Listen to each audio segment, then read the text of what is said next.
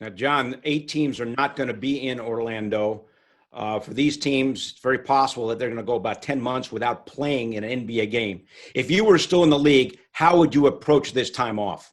Well, like I've always maintained, when you get better is in the off season, and everyone talks about what they've worked on in the off season, what they're trying to improve on, different parts of their game they're trying to add on.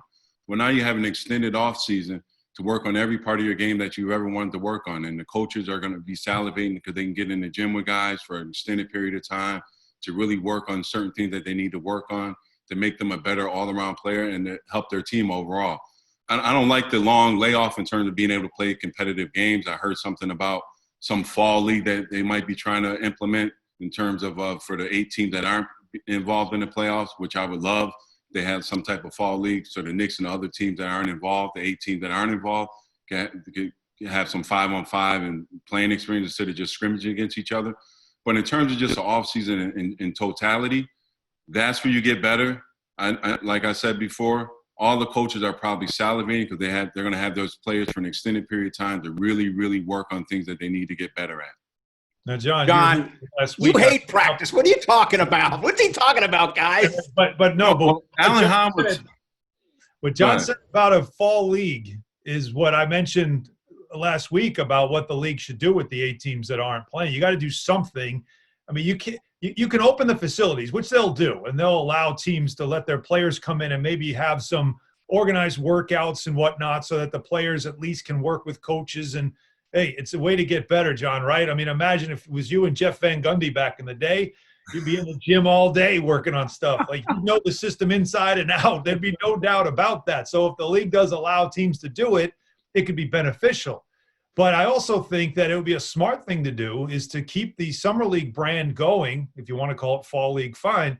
But find another location. It's only 8 teams. You don't have to have a place with bleachers and fans, of course, and you don't even have to really televise it, maybe unless you want your regional networks to do it. And you just play an 8-team Summer League / Fall League, whatever you want to call it, with just the young players on those teams. That could also be very beneficial, and it keeps it from getting stagnant where it's workouts and maybe players aren't going to be as engaged. You make it competitive, they could be. So I think there's opportunity there for the NBA to consider it if they want to.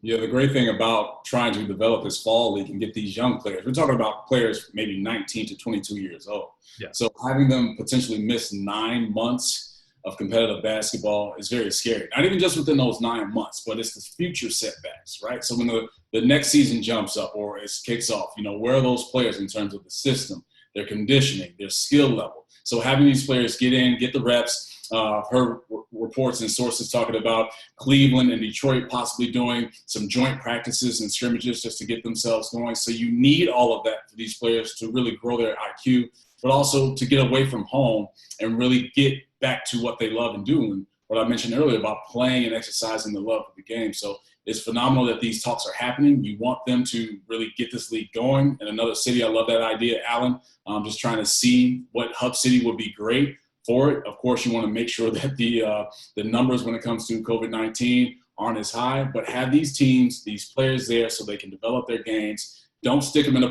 practice facility for 9 months where they're not playing anywhere else competitively or against other players. You're going to have a situation with John Wallace and Van Gundy out back in the day. John used to dread going to the practice facility because he knew Van Gundy was going to be in there. Not to say that John wasn't a hard worker. John would get it in, but still. Jeff Van Gundy in your ear for 9 months can drive anybody insane. No, you know what it is, man? Sometimes Van Gundy would just show up. So you'd be at home chilling. It's like 12:30 in the afternoon. You're not even thinking about anything. You're taking a day off. He'll call you at 12:30, be like, yo, Wallace, I'm up at St. John Fisher. I'll see you in a half hour. And that's how our workouts went a couple of times. It's just like you're not even prepared, He didn't ask you. He wasn't like, hey, John, you want to come work out? He was like, no, I'll see you in a half hour. I'll see you in a half hour. What if you didn't want to go? Do you have to go? No, it's mandatory. It's like if MSG 150 tells you got something to do, you're like, all right, I got something to do. I'm here. I'm here with the Wi-Fi. Come and get it, everybody. Exactly.